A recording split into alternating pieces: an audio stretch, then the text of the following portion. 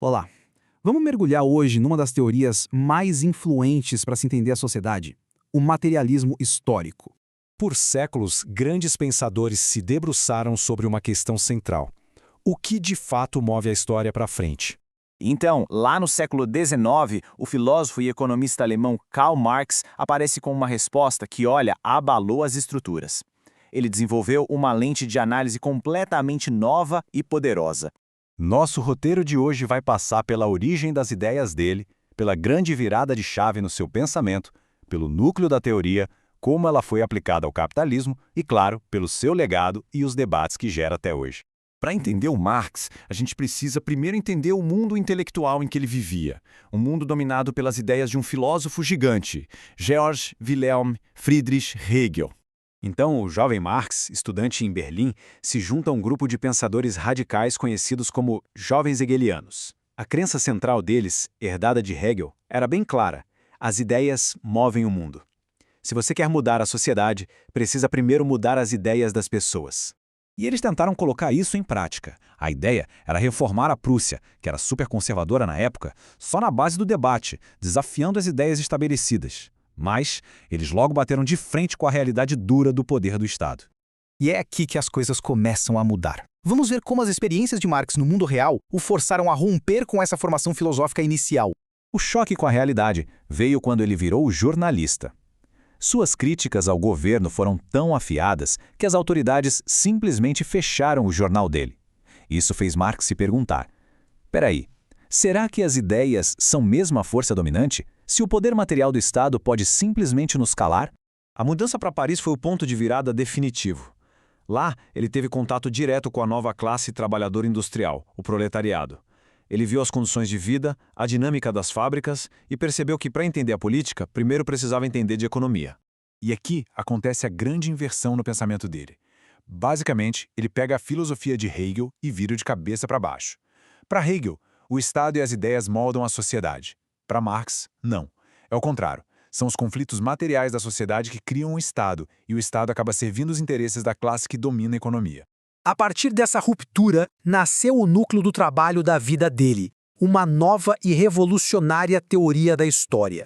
Junto com seu parceiro intelectual, Friedrich Engels, Marx escreveu que o ponto de partida para entender qualquer sociedade não são suas crenças ou ideais, mas sim como ela produz as coisas materiais necessárias à vida.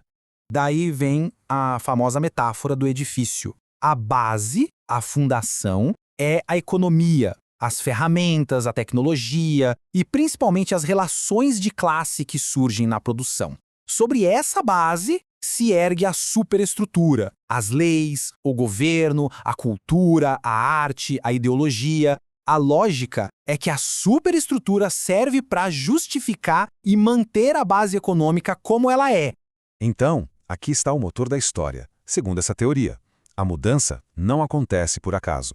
Primeiro, as tecnologias e formas de produzir, as forças de produção, avançam. Pense na máquina a vapor ou na internet.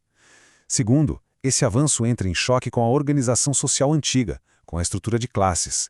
E é dessa tensão, dessa contradição, que nascem os períodos de revolução social. Com essa nova ferramenta de análise em mãos, Marx se dedicou a dissecar o sistema econômico dominante do seu tempo, o capitalismo. É bem interessante notar como essa teoria foi amadurecendo. Não foi uma ideia que surgiu pronta. Ela evoluiu ao longo de décadas de um estudo muito intenso, desde os primeiros esboços até a análise monumental em O Capital. Em sua obra-prima, O Capital, ele identifica uma mudança fundamental. Antes, a lógica era: você vende uma mercadoria para conseguir dinheiro e comprar outra mercadoria que precisa. O fim era o consumo. No capitalismo, a lógica é outra. Você começa com dinheiro, investe em mercadorias para produzir e vender, para terminar com mais dinheiro. O objetivo é a acumulação infinita. Isso nos leva à pergunta central do capitalismo. Se, em teoria, todas as mercadorias são trocadas por valores equivalentes, de onde, exatamente, vem o lucro? De onde surge esse mais dinheiro?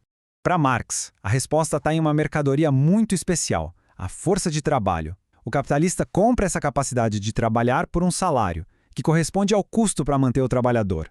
Só que, durante a jornada de trabalho, o trabalhador cria um valor maior do que o seu próprio salário. Essa diferença, esse tempo de trabalho não pago, é o que Marx chamou de mais-valia. Essa seria a fonte do lucro. Após a morte de Marx, em 1883, suas ideias não desapareceram. Pelo contrário, elas explodiram pelo mundo, gerando movimentos e debates intensos que continuam até hoje. As ideias de Marx nunca foram um consenso, nem mesmo entre quem se inspirou nele. Debates acalorados surgiram sobre a inevitabilidade da revolução, a validade da sua teoria do valor e se o materialismo histórico deveria ser visto como uma previsão científica ou como um método de análise social. Mas, apesar de todas as controvérsias, o impacto dessa teoria na forma como analisamos a sociedade, o poder e a economia é simplesmente inegável. Isso nos deixa com uma pergunta final para reflexão. De que forma essa lente de análise materialista ainda pode nos ajudar a decifrar as complexidades do nosso próprio mundo, hoje, no século XXI?